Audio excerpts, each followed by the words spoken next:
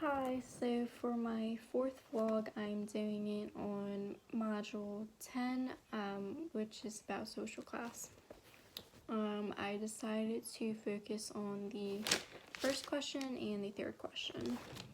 So the first question states, based on the TED Talk by Richard Wilkinson, how does inequality affect societies? Please name and explain at least 3 types of impacts that inequality has on society. Do you agree that inequality is harming our society? Why or why not? Do you think your life will be different or the same if the U.S. were a more equal society? How so? So I saw that inequality affected societies in a few ways.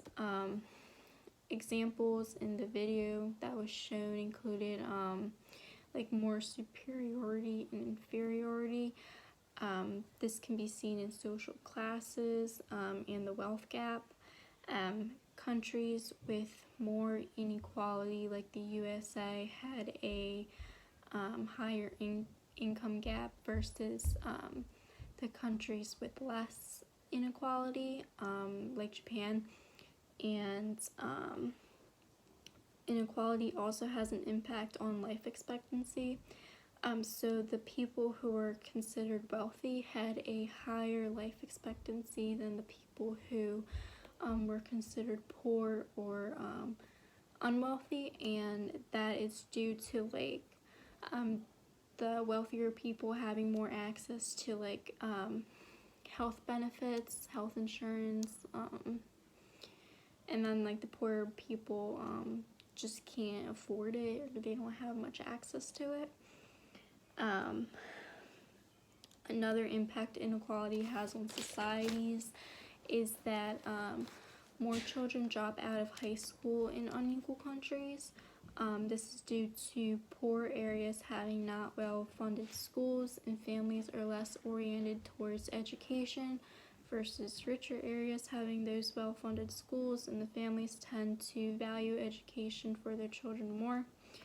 I agree that inequality is harming our society because the inequality shows that there are higher rates in social problems like infant mortality, homicide, imprisonment, mental illness, and obesity. If the U.S. were a more equal society, I feel like at this moment in my life, it wouldn't have too much of an effect on me because I am in school, I don't work, I don't currently work. The only thing that I can think of is that I was raised in an upper middle class family, and so I feel like if everyone were equal, I probably wouldn't have the same benefits or all of the benefits that I do now. I think later on in life it might have a greater effect on me because I will be working, and I know of the female wage gap, so that would probably affect me. If that weren't there, that'd probably be a benefit. So the third question states, based on who rules America, the corporate community is a combination of the upper class and corporate class. The upper class is characterized by old wealth and by a certain lifestyle. Please describe their lifestyles and compare their lifestyles with ordinary middle-class Americans. According to this reading, the upper class establish and maintain a sense of social cohesion through isolation and exclusiveness from the outside world. Please give 2 examples of how this process works. So the upper class lifestyle consists of a separate education system in which most of the children go to a private school, most of the time a boarding school for a couple years. And then when they get to university, they more likely go to a private university or a prestige university, an Ivy League school. This also kind of makes me think of Ivy League schools are known to be very hard to get into. And I know these families are like wealthy, but I wonder if they get in because of their social class or the education that they have received growing up. They, in early childhood, children also have tutors for like special classes and for like a foreign language. They often take lessons in horseback riding and music. Sometimes it makes me think like if that is too much for the children, just because they're pressurized into this certain lifestyle all their life, like since they were able to speak. The teenage years consist of like summer camps and special travel hours. Overall, like the upper middle class, they'll learn about looks and like proper manners in their early childhood. And then as they get older, they increase like their social skills and their perspectives. Upper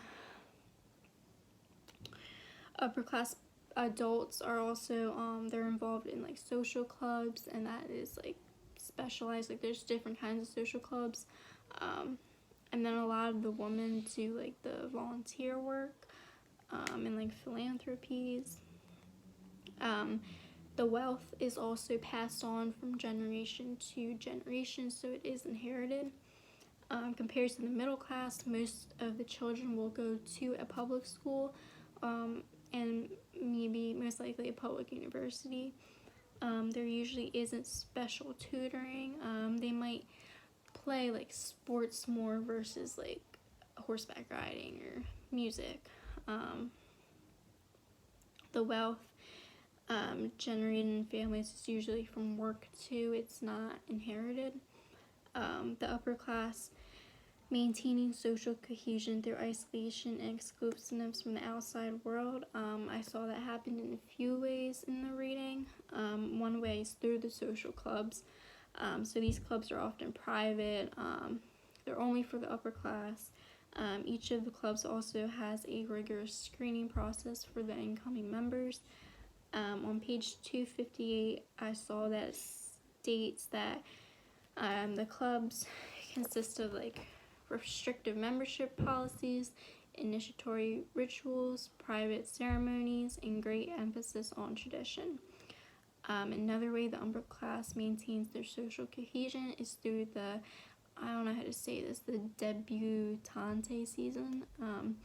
This was thought to upbring young women of the upper class to young adulthood and introduce them to eligible marriage partners. This has changed a little bit over the years, but it's typically very expensive. Most of the upper class marry other people in the upper class. The distinguishing features of the upper class marriages include like an exclusive site for the occasion, and the reception is very lavished. So that is it for this vlog. I find social classes to be like interesting to like I guess study and look at, just because you know everyone like is born into their own social class, so seeing how like other people are raised and you know how they I guess live their life is just I guess interesting to see how that affects individuals.